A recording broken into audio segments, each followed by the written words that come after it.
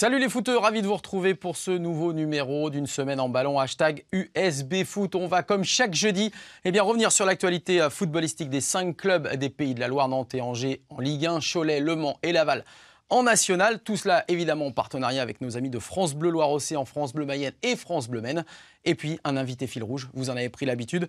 Chaque jeudi, cet après-midi, il a joué pour 2 clubs vendéens, notamment les Herbiers et Chaland. Il entraîne actuellement le club chalandais. J'ai le plaisir d'avoir sur ce plateau du USB cet après-midi Guillaume Mauduit. Salut Guillaume. Salut. Ça va ? Ça va très bien, merci. Allez, assis-toi quelques secondes. Merci. On disait, ça ressemble peut-être pas au vestiaire de Chaland ?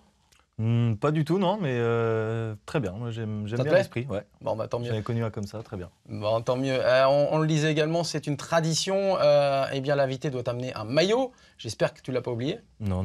Bon, je vais pas faire ça. Il figure en belle position, je le vois derrière. Là. Tu peux aller nous le chercher ? Allez, c'est parti. Alors, il est violet. Il appartient d'abord à quel club ? Est-ce que c'est un de tes clubs où tu as joué ou pas ?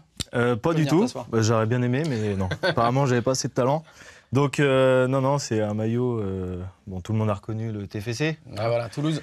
Voilà, donc coup de cœur, j'ai hésité. Ça aurait pu être Montmorillon, mon premier club formateur, mais j'ai choisi Toulouse parce que déjà, c'est souvenir de Coupe de France, un peu dans l'actualité.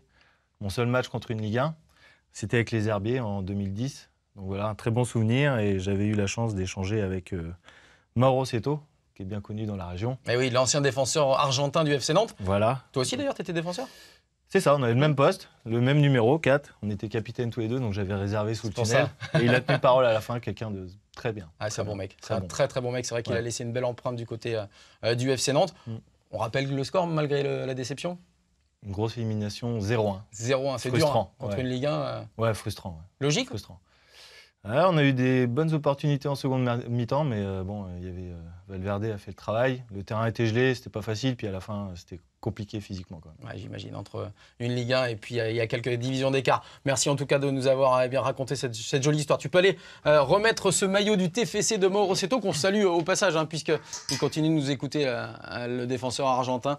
On lui fait une bise au passage et nous, on va regarder tout ce qui va se passer dans cette USB Foot de cet après-midi. Avec le sommaire, on regarde et on va parler du championnat national, bien sûr, avec l'équipe Mancel qui a pris la position de leader dans ce championnat national. On va revenir sur la Ligue 1 avec des Canaries qui vont savoir de quel côté ça va pencher, parce que jusqu'à la trêve, ils vont rencontrer que des équipes de haut tableau. Et puis, on reviendra parler de Guillaume Mauduit, l'entraîneur de Chaland, du club aussi, un peu des deux, surtout. Parce que qualifié en Coupe de France et superbement placé aussi en championnat pour l'instant en 2e position. Voilà pour le sommaire. Tu as pris l'habitude, j'espère que tu as regardé un petit peu l'émission. Tu te bouches les oreilles ou pas ? Non, c'est bon. C'est bon. Allez, c'est parti pour cette USB Foot et on va commencer donc par le championnat national. Et la règle, c'est de regarder un petit peu ce qui se passe du côté du classement avec donc nos 3 clubs des Pays de la Loire. Le Mans, leader, on l'a dit, avec Laval qui est donc en embuscade en 2e position. Et Cholet qui se retrouve donc en 11e place avec 17 points au compteur. Mais on va commencer tout simplement par le match du week-end. Ce sera Le Mans contre Cholet.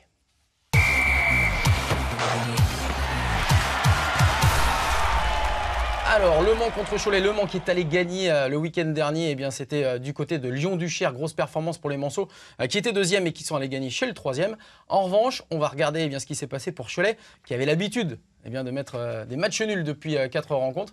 Défaite cette fois à domicile, c'était contre Dunkerque, pourtant un mal classé. Ça s'est pas passé comme ça devait dû l'être. Cholet, la réserve évolue pas dans le même groupe ? Non, ils sont en R1. Ils sont en R1, donc ils sont pas encore en N3. On l'espère qu'ils vont là. On voit le penalty de la Belgélil justement qui marque son 6e but dans ce championnat. Mais alors là après il va y avoir des grosses erreurs de défense. Là en plus beaucoup de chance pour l'attaquant. Toujours compliqué. Et c'est vrai que de rencontrer une équipe qui est mal classée, pour Cholet, c'était vraiment pas la soirée. Sortie complètement ratée du gardien, malheureusement. Et voilà, défaite 3-1. Alors les Choletais, qui nous ont régalé de leur belle affiche. On regarde un petit peu ce qui s'est posté sur les réseaux sociaux. Voilà, Le Mans, Cholet, ce sera donc jeudi soir avec ce match donc à 20h30 entre les Manceaux et les Choletais. Tu as été voir des matchs de national, il y a un gros écart ou pas entre la N3 et la N1 ? Je n'en ai pas vu cette année, mais oui, il y a quand même un gros écart.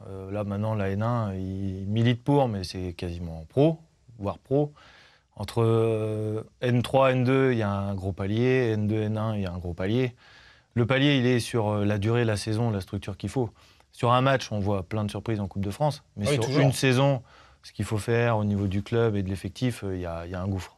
Ouais, effectivement. Et les Manceaux qui cartonnent, donc on l'a dit depuis le début de la saison, parce que ça fait 2 montées successives quand même. Bon, c'est un gros club. Hein. Oui, très gros club. Avec un stade, on l'a dit, on le répète chaque semaine, mais de 25 000 personnes. Et eh bien, on va écouter justement notre confrère de France 3 Maine, Thierry Fourmy, qui bien nous livre son impression justement sur le niveau de cette équipe mancelle et sur certainement les ambitions qu'elle possède. On l'écoute et notamment aussi sur les 2 dernières recrues qui viennent d'arriver. 2 nouvelles recrues au Mans FC, c'est le signe d'ambition affirmée chez le tout nouveau leader du championnat national. Richard Désiré, l'entraîneur, avait réclamé ses renforts dès l'été dernier. Son président donc vient de le suivre avec 2 joueurs qui, malgré leur jeunesse, sont déjà assez expérimenté. Il y a Aloïs Confet, jeune joueur originaire de Troyes, qui a déjà une certaine expérience. 30 matchs en Ligue 1, puis une trentaine de matchs également en Ligue 2. C'est un milieu défensif. Et puis une deuxième recrue, il s'agit de Victor Elisalt, qui arrive de Béziers. Lui a connu l'accession du National en Ligue 2 l'année dernière. Ce sont 2 joueurs qui n'ont pas hésité à casser leur contrat professionnel pour venir au Mans FC. C'est le signe donc d'une certaine ambition du club sartois. Alors la question évidemment, c'est de savoir comment le groupe va gérer ces 2 arrivées. L'entraîneur Richard Désiré a maintenant doublé tous les postes. La concurrence va s'installer et on sait que l'équilibre dans un collectif en football peut être très fragile. Merci donc à Thierry Fourmy. C'est vrai que là, l'effectif, il est vraiment complet. Justement, dans un effectif, c'est compliqué d'amener des nouvelles personnes comme ça en cours de saison. Compliqué, oui et non. Ça dépend de la quantité, ça dépend de quelle saison on sort, des besoins. Amener pour amener, c'est pas forcément opportun. Mais là, le Mans est premier. Est-ce que c'est bien d'amener du sang frais ? Ils sont dans un frais ? schéma de progression importante. On sait où ils veulent aller. Ils étaient avec nous il y a 2 ans en N3. Ils sont en N1, ils sont devant. Ils veulent clairement aller en Ligue 2 minimum. Eux, ils ont besoin d'amener du plus. On a joué la réserve fin août là-bas. À ce moment-là, il y avait 3 joueurs qui signaient ce jour-là. Là, ils en prennent encore 2. Ils sont devant. Ils sont dans un schéma où la dynamique va faire qu'ils peuvent se permettre de faire ça, je pense. Et pour l'instant, c'est bien géré. Oui, tout à fait. On va aller regarder justement ces deux dernières recrues. On l'a dit, Thierry Fourmy nous l'a dit, Victor Elisalt à gauche et puis Aloïs Confet à droite. C'était lors de leur première conférence de presse du côté du Mans. De jeunes joueurs. En plus, pour Confet, c'est quelqu'un qui a fait de la Ligue 1 aussi. Donc c'est vrai qu'il a déjà une belle expérience. Et puis on va les écouter justement. C'était leur première déclaration dès leur arrivée au club. On les écoute. J'ai essayé d'apporter, comme disait le coach, peut-être de nouvelles solutions pour eux. Le fait que déjà je sois gaucher et qu'il n'y en avait pas forcément dans l'effectif au milieu de terrain. Essayer d'apporter mon expérience parce que j'ai connu aussi ce niveau-là l'année dernière avec Béziers. J'ai beaucoup d'envie et je pense que voilà, j'essaie de le transmettre sur le terrain. Je pense que j'ai une bonne qualité technique, une bonne vision du jeu, donc voilà, je vais essayer d'appliquer ça ici. Voilà pour les premiers mots des deux nouveaux joueurs, donc Le Mans. Cholet, ce sera un nouveau derby donc pour les Manceaux. Favoris, j'imagine, pour toi? Sur le papier, c'est Le Mans, hein, évidemment, vu la dynamique, le groupe, etc. Après, un favori dans le foot. Hein. C'est jamais facile. Hein. Il y a trop d'incertitudes dans ce sport. C'est jamais facile et on y reviendra justement avec Chalon notamment. Une petite image très sympa puisque l'homme qui va donner le coup d'envoi fictif de cette rencontre entre Le Mans et Cholet, bien, il a pour nom Jean Séché, c'est l'intendant du club du Mans FC, on va le voir, c'était posté sur les réseaux sociaux. Eh bien, c'est l'intendant historique qui fête donc ses 80 ans. Sympa de pouvoir lui donner un petit peu la part belle, parce que c'est vrai qu'on voit souvent les joueurs, on voit souvent le staff, mais il y a des hommes de l'ombre aussi. Ouais, ou des partenaires, donc un bénévole qui donne le coup d'envoi, je trouve ça super. Super sympa, effectivement, donc un petit coucou à Monsieur Séché du Mans FC. Allez, on a tourné la page du Mans face à Cholet, on va passer au Stade Lavallois. On est toujours évidemment dans le championnat national des Lavallois, eh bien, qui a crevé l'écran depuis le début de la saison, ils étaient largement en tête. On suit quand même quand on est en National 3, que tout ce qui occupe l'actualité, on essaie de suivre les autres divisions, c'est compliqué. Non, on jette toujours un coup d'œil, hein. On est en éveil sur le foot, surtout ce qui se passe dans la région et au-dessus. Sachant que Laval, on a la réserve dans notre pôle en N3, donc on suit c'est pas très bien d'ailleurs, hein, la réserve de Laval. Non, ils ont un problème d'efficacité, on va dire. Après, en termes de jeu, ils n'ont rien à envier aux autres, mais pour l'instant, ils sont là parce qu'il leur manque. Mais Donc on suit un petit peu le lien avec la première. Souvent la dynamique de la N1 influe sur la N3, hein, c'est souvent comme ça. Donc là ils étaient très très bien partis, la réserve plus dans le dur, là ça se tasse, voilà. Ça se tasse effectivement. Le derby au Mans leur a peut-être fait du mal, je sais pas. Et je pense que t'es pas loin de la vérité, parce que c'est vrai que depuis la défaite face au Mans, bien les Lavallois accusent un petit coup de moins bien. On va regarder notamment leur défaite à domicile, c'était face à Pau. Pau qui était mal classé également, les Lavallois évidemment en orange. Bon, en même temps ils prennent un but, super but, hein, pied gauche. Ouais, après il n'est pas embêté pour frapper non plus. Hein. Non plus, là mauvaise relance, ça cafouille, encore toutes les lunettes du côté gauche, quand ça tourne mal, ça tourne mal. Comme Cholet tout à l'heure. Voilà, exactement. Et puis bah là, on va voir, hein, malgré les offensives des Lavallois, ça ne va pas vouloir évidemment rentrer pour les joueurs de François Ciccolini qui, décidément, eh bien, dès qu'il est sur le banc, il n'a pas les résultats escomptés. Quand il était en tribune, il y avait des victoires. Bon, on ne va pas dire qu'il porte la choucoumoune, mais... Non, hein, je ne peux rien dire là-dessus. Compliqué, tu as déjà été en tribune quand tu étais entraîneur? Non, pas encore. Non, ça fait que 2 ans, donc j'ai pas été expulsé encore, mais ça arrivera peut-être. Ouais, effectivement. Allez, on va regarder, parce que si les Lavallois ont des soucis sur le terrain en ce moment, en tout cas sur les réseaux sociaux, ils sont toujours aussi forts, hein, à l'image de monsieur Anthony Scaramozzino qui a posté, comme d'habitude, pas mal de choses sur Insta, sur Instagram. Et là, notamment, c'est tous les défenseurs du Stade Lavallois. Voilà, il avait regroupé ses frères d'armes, comme il dit. Eh bien, on espère que ces frères d'armes seront intransigeants lors du prochain match du Stade Lavallois. On va écouter justement cette fois notre confrère de France Bleu Mayenne, Gilles Damingui, qui lui nous parle de cette mauvaise passe lavalloise. Est-ce qu'elle est amenée à durer? Pourquoi elle existe? On l'écoute. Oui, une seule victoire sur les 5 derniers matchs. On ne peut plus vraiment parler d'accident de parcours. Le seul succès depuis 1 mois et demi, c'était à domicile face à Dunkerque. Et encore, la dernière demi-heure avait été très compliquée pour les tangos. L'entraîneur lavallois François Ciccolini l'a reconnu. Son équipe est moins bien depuis quelques semaines. 2 défaites de suite, c'est une première cette saison. 2 matchs sans marquer le moindre but. Alors pour expliquer cette mauvaise passe, le coach mayennais parle d'une équipe un peu émoussée et de joueurs qui ont peut-être manqué d'humilité lors de certains matchs. On pense à l'élimination en Coupe de France à Mulsanne, au déplacement à Marignane ou encore à la réception de Pau. François Ciccolini admet que la première place au classement était peut-être un peu flatteuse, mais le Stade Lavallois va devoir se retrousser les manches sur les 3 derniers matchs de la phase aller. L'objectif étant de passer la trêve en étant à l'une des 3 premières places du classement. Et c'est tout ce qu'on souhaite évidemment au Stade Lavallois qui, contrairement au Mans, n'a peut-être pas non plus la même effectif, la même profondeur de banc. Et c'est peut-être aussi ce qui va faire la différence cette saison. Peut-être que le mercato hivernal va venir modifier un petit peu tout ça. Certainement, s'ils ont des ambitions. Après, ils restent aussi sur la déception de l'année passée. Par rapport au Mans, c'est la dynamique inverse. Après, bon, ils perdent la première place, ils sont pas loin. Partir tout de suite devant, c'est compliqué aussi à tenir sur la durée. En national aussi. Hein. Le Mans a l'air prêt à ça. L'année dernière, Laval, quand on n'est pas loin et qu'on échoue si peu, alors qu'ils sont dans l'obligation de le faire cette année, c'est une pression qui est compliquée à gérer, je pense. Effectivement, on va voir et on va suivre tout ce qui va se passer, notamment dans ce championnat national. La 15e journée en palette, tout de suite avec justement le derby. C'est le jeudi 29 novembre, donc le Mans-Cholet, 20h30. Et puis le déplacement pour les Lavallois du côté de Villefranche en Beaujolais. Un mal classé encore, attention, parce qu'ils vont défendre certainement leur peau, les joueurs de Villefranche, face au Stade Lavallois. On monte d'un cran, Guillaume? Le championnat national, c'est terminé.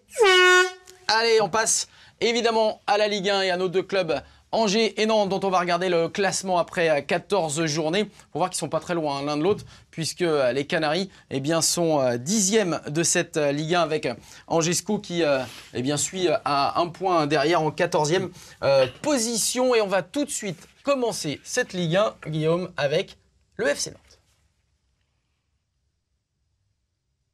Si ça veut venir.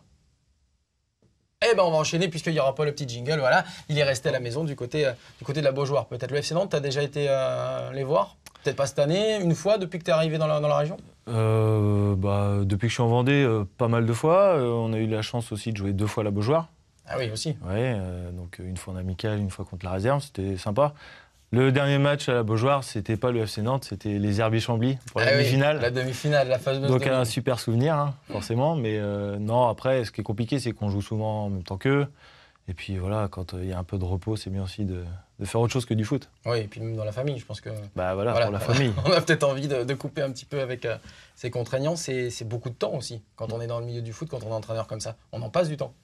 Oui, bah, on fait des sacrifices quand on est joueur. Hein. Les niveaux CFA2, CFA, longtemps, c'est exigeant. Mais en fait, entraîneur, c'est bien pire. Puisque c'est tout le temps, c'est le week-end, il n'y a pas de trêve, parce qu'il y a toujours autre chose à faire. Donc, après, on le choisit, mais c'est vrai que quand il y a des petits moments pour faire autre chose que du foot, on ne va pas forcément retourner dans des stades.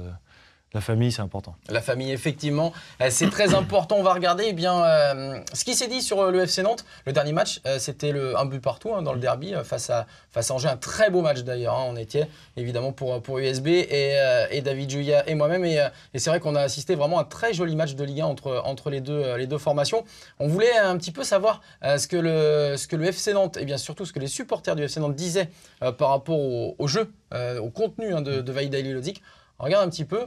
Produire des jeux, c'est quoi dans un match important? Eh bien oui, c'est quand le public exulte, et le public exulte quand son équipe marque un but. Avec Vahid, l'équipe marque, se bat et produit du jeu. Voilà ce qui se dit sur les réseaux sociaux.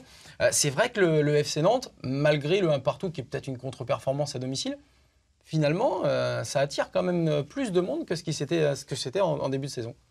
Oui, bah, quand on voit ça, bon, après, ça reste un poste, hein, mais en tant qu'entraîneur, c'est ce qu'on recherche, c'est l'image que dégage l'équipe.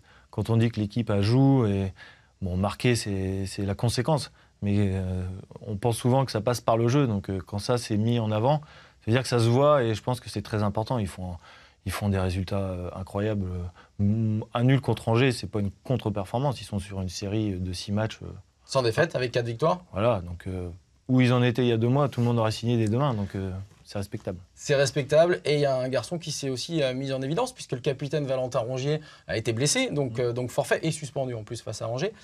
C'est Samuel Moutousamil, milieu de terrain, formé à Clairefontaine, post-formé du côté de Lyon et qui est arrivé donc au FC Nantes. Il n'avait pas eu l'occasion de beaucoup s'exprimer depuis le début de la saison. Il a été très performant au poste de Valentin Rongier, associé avec Abdoulaye Touré. On va écouter sa réaction à l'issue de ce match nul face à Angers, à la fois sur le plan collectif, mais également sur sa propre prestation. On l'écoute. On lâche rien, on est une équipe de combattants, de guerriers. Voilà, du début à la fin, on ne va rien lâcher. Jusqu'à la dernière journée de championnat, on ne va rien lâcher. Et aujourd'hui, on a réussi à revenir au score, c'est positif. On avait l'état d'esprit, on avait la détermination, donc c'est bien, il faudra continuer comme ça. J'attends encore mon premier but en Ligue 1, mais voilà, ça se rapproche tout doucement, il faut persévérer. Manque de centimètres. Ouais, à peine. Donc, elle rebondit sur le poteau, elle longe la ligne et ça revient sur le gardien. C'est malchance, mais il faut continuer. Il faut continuer, effectivement. Superbe reprise de volée du pied gauche. Beaucoup de chance pour le portier Angevin, c'est vrai, de détourner cette balle. On va écouter cette fois Grégory Julien, notre confrère de France Bleu Loire-Océan, qui suit ces Canaries justement du côté du FC Nantes. Il revient un petit peu sur le calendrier qui attend les Nantais. Et on va voir, il est assez copieux. Et on va voir aussi, du coup, les ambitions des Canaries. On l'écoute. Oui, d'ici la trêve, le FC Nantes va jouer une partie de sa saison. 5 matchs de championnat en 22 jours, dont 4 face aux 6 premiers. Montpellier, Paris, Saint-Etienne, Marseille. Le FC Nantes va donc passer au révélateur.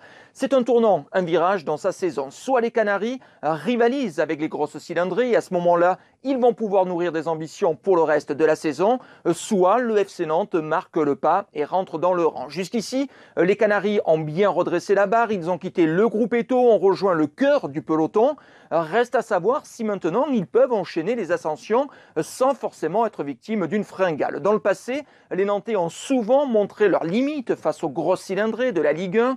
6 points de prise sur 30 la saison passée face aux 5 premiers du championnat. Seulement 4 points sur 30 lors de la saison 2016-2017. Demain soir, c'est un test grandeur nature à Saint-Etienne. Saint-Etienne où les Nantais n'ont plus gagné depuis 18 ans. Saint-Etienne invaincu à domicile cette saison. En 3 mots, vivement demain soir. Il est intarissable, Grégory Julien, sur les statistiques des Nantais depuis les dernières saisons. Et c'est vrai qu'il parlait du match face à Saint-Etienne, la prochaine rencontre des Canaries, qui se fera d'ailleurs sans supporters. On a vu à la Beaujoire face à Angers, tu vas pouvoir le regarder si tu n'y étais pas, le magnifique tifo qui a été déployé juste avant le début de la rencontre. Vraiment un excellent travail de toute cette tribune Loire et de la Brigade Loire. Pour toi, justement, les supporters, on a beaucoup d'interdictions de stade en ce moment, de déplacement pour ces supporters, à cause des fumigènes, à cause du comportement un peu, on va pas dire exagéré, mais en tout cas, on supporte beaucoup du côté des Nantais. Qu'est-ce que tu en penses, toi, de ces interdictions de déplacement comme ça, avec les arrêtés préfectoraux ? En tant que sportif, c'est quand même très dommage d'être privé de ses supporters, même à l'extérieur. Ouais, c'est un super soutien. C'est évidemment un super soutien, c'est pour ça qu'on joue, c'est pour ça qu'on s'entraîne, et puis eux, tout est lié. Après, c'est pourquoi on en arrive là. Ce qui est très compliqué, c'est que chaque cas dans chaque club peut être différent, mais on arrive toujours à la sanction, alors que peut-être au départ, il y a peut-être des laissés-passer qui se font, et après, ça déborde. Donc est-ce qu'on ne pourrait pas aborder plus au départ ? Plus de discussions, plus de paroles entre pour éviter on sait que ça va dégénérer, on met des moyens en place et ça dégénère quand même. Alors pourquoi ? C'est qu'à un moment donné, en amont, peut-être qu'on peut faire un peu mieux. Après, il y a toujours des gens qui vont déborder et ça, c'est dommageable. Mais globalement, je ne pense pas qu'en France, on ait le problème qu'avait l'Angleterre il y a 30 ans. Oui, il n'y a pas de hooligan à proprement parler. Voilà. Je pense qu'on aurait les moyens de mieux gérer le truc pour éviter qu'il y ait des huis clos ou des déplacements qui sont sans les supporters. Alors justement, on va regarder un des tweets, un des posts qui a été mis sur les réseaux sociaux concernant ces interdictions de déplacement. Voilà, il est signé là, un déplacement dont tu rêves, déplacement voulu par les instances.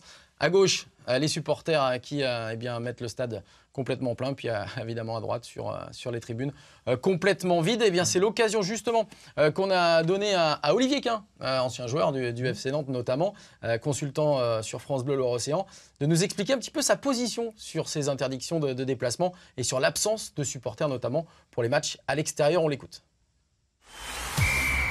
Alors tout d'abord, mea culpa pour la chronique de la semaine dernière. Bien évidemment, le stade d'Angers ne s'appelle plus le stade Jean-Bouin, mais bien le stade de Raymond Kopa. C'était simplement pour voir si Anthony Brulez suivait la chronique. Apparemment, c'est le cas.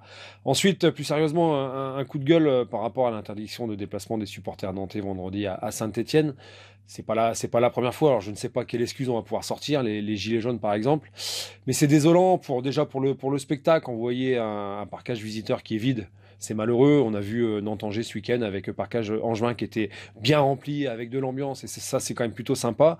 Et puis quand on est joueur professionnel, on a envie que ces supporters se déplacent, vous encouragent, et on veut de l'ambiance. C'est quand même mieux quand les supporters sont là. Donc arrêtez avec toutes ces interdictions et laissez les supporters se déplacer. Voilà, bien compris de la part d'Olivier Quin, en tout cas, qui effectivement maintenant sait que c'est Raymond Kopa du côté d'Angers, donc on a bien suivi ici à l'USB Foot, hein, on est pas mal. Allez, on va s'intéresser justement, puisqu'on parle de Raymond Kopa, au cas d'Angesco, c'est parti.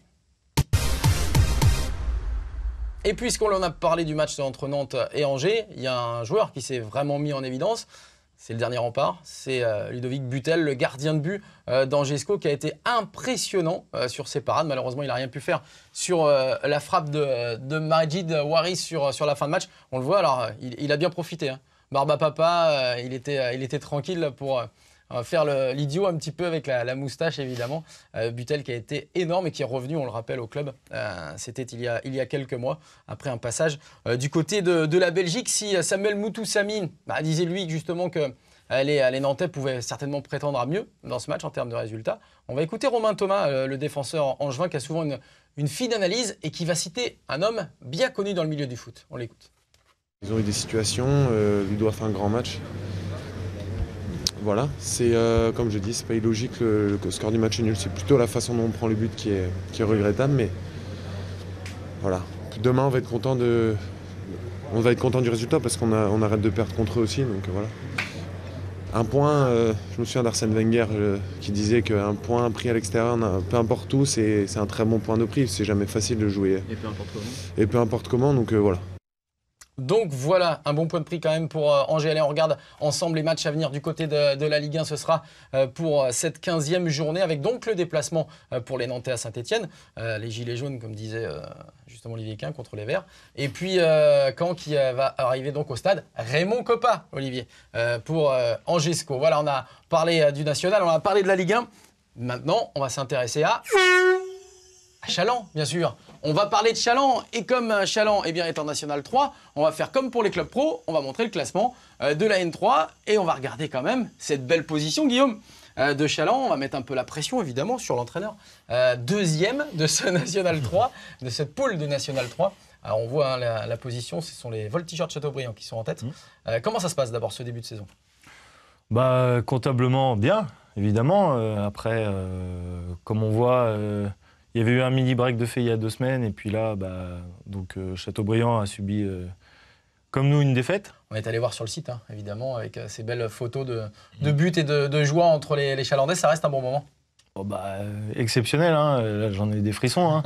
Première année de coach, on finit sur une montée. Et puis pour les gars, c'était vraiment exceptionnel. On sortait d'une année atroce.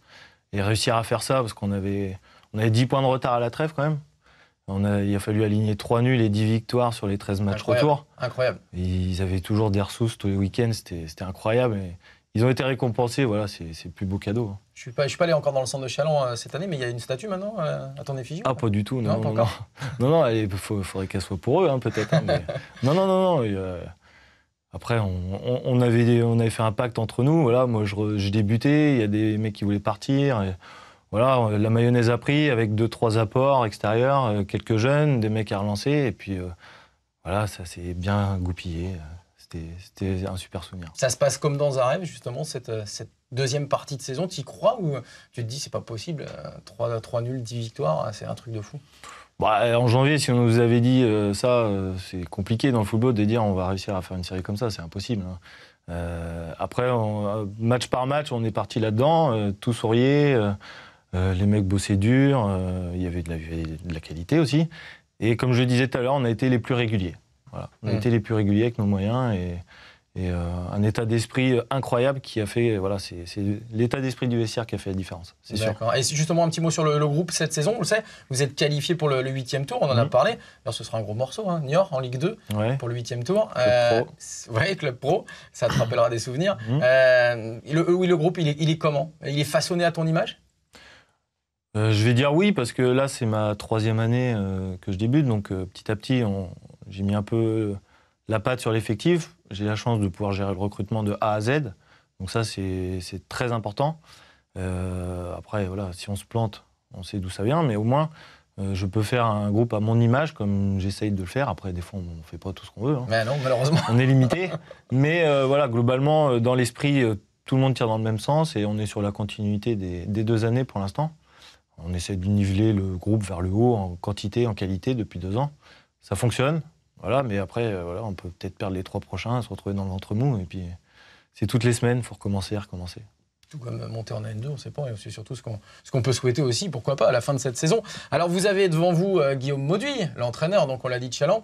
Si vous n'avez jamais connu le joueur, on va vous montrer quand même une petite image, puisqu'on parlait tout à l'heure des herbiers, de la Coupe de France. Ça, c'était en 2009. Les cheveux étaient rouges, hein. Oui, elle est belle la photo, elle est avec Michel Landreau d'ailleurs. Voilà, donc Michel, c'était sa première année de président, je crois. Président des herbiers. Donc première année, il monte, voilà. 2e année, on fait le 32e, donc voilà, c'était le dernier match, on était monté bien avant, donc on avait juste mis un petit peu de rouge dans les cheveux pour le dernier match. Quand même. Et de mémoire, je crois qu'on avait perdu, oui. Donc, c'est le brassard qu'on voit? Je crois, oui. Pas mal quand même, hein. Pas mal du tout. Ces images justement de Guillaume Mauduit, du passage aux herbiers, en passant par Challans, et à qui on souhaite évidemment plein de bonnes choses pour la suite de cette saison. On suivra bien évidemment Challans et en Coupe de France, et maintenant en championnat, puisque c'est vrai que ça concerne tous les pays de la Loire, cette poule. Donc on va les suivre évidemment avec beaucoup d'attention. Attention, c'est pas terminé. Oula. Pour elle, si. Il va être temps de la changer. Hein. Il va être temps de la changer. Allez, très enrhumé, allez, c'est parti, c'est le moment du quiz de fin.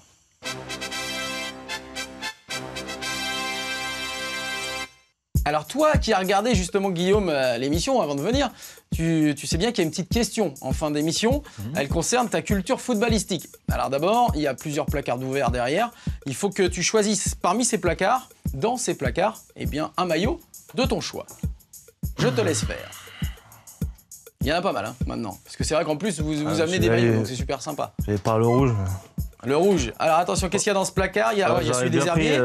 Un de mes anciens maillots, mais je vais quand même prendre pour le clin d'œil. Ah, bah ça va faire plaisir à Alban, à Tonati qui était là la semaine dernière. C'est le maillot de Vertou que vous allez rencontrer quand? Dans quelques jours. Dans quelques jours, justement, en championnat, il y aura un Challans, un Vertou-Challans d'ailleurs. C'est ça. Ce sera un Vertou-Challans. La question, donc, tu peux t'asseoir hein, si tu veux. La question va poser donc sur, allez, on va dire, à la fois l'équipe de Vertou, mais aussi celle de Challans. La question, c'est celle-ci. Il y a un joueur qui était vertavien, qui est allé jouer à Challans et qui est revenu du côté de Vertou. Je vais te proposer 3 réponses. Il y en a une de bonne, bien évidemment. et tu vas me donner peut-être la bonne réponse. La réponse A, il s'agit de Dimitri Montiège. Réponse B, Nicolas Le Tallec qui est allé à Vertou, puis à Châlons, puis est revenu à Vertou. Ou réponse C, Thomas Delanoë. Attention, réflexion pendant 5 secondes, réfléchis bien. Tu connais la réponse ? Alors j'ai un doute. Mais... Alors c'est entre lequel et lequel ? J'aurais dit Nico Le Tallec quand même. T'aurais dit Nicolas Le Tallec, réponse B. Non, Nicolas Le Tallec. Il était à Vertou, il est venu jouer à Châlons. Peut-être qu'il a joué avec toi, d'ailleurs, c'était il y a 5 saisons. Donc, on s'est croisés une année, c'est pour ça. Voilà. Mais il n'est pas revenu à Vertou, au contraire de Dimitri Montiège. Voilà, que je ne l'ai pas connu, donc je n'étais pas sûr. Voilà. En tout cas, bravo. Allez, tu peux me rejoindre pour la fin de cette émission. Avec moi, un grand merci à toi. On finit toujours par un petit coup de cœur pour cette une semaine en ballon. On va regarder coup de cœur aux filles des U18 de Cholet, justement, qui ont œuvré pour le match face à Dunkerque. C'était lors du dernier match de championnat. Merci les filles. On leur fait un petit coucou aux U18 des filles du SO Cholet. Et puis on va se retrouver jeudi prochain. Un grand merci à toi. Très bonne saison du côté de Châlons. On suivra tout ça et on leur dit à jeudi prochain. À jeudi prochain. Ciao. Au revoir.